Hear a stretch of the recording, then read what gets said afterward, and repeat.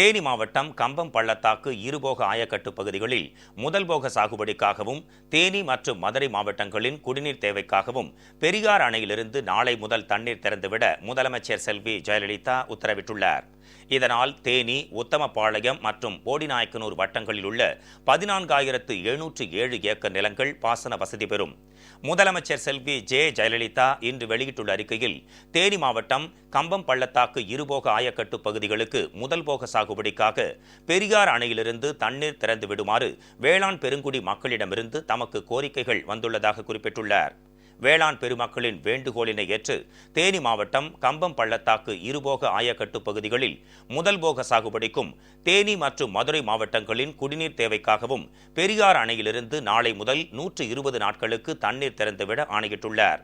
இதனால் தேனி மாவட்டத்தில் உள்ள தேனி, உத்தமபாளையம் மற்றும் போடிநாயக்கனூர் வட்டங்களில் உள்ள 14,707 ஏக்கர் நிலங்கள் பாசன வசதி பெறும் என்பதை முதலமைச்சர் செல்வி ஜெயலலிதா மகிழ்ச்சியுடன் தெரிவித்துக் கொண்டுள்ளார்.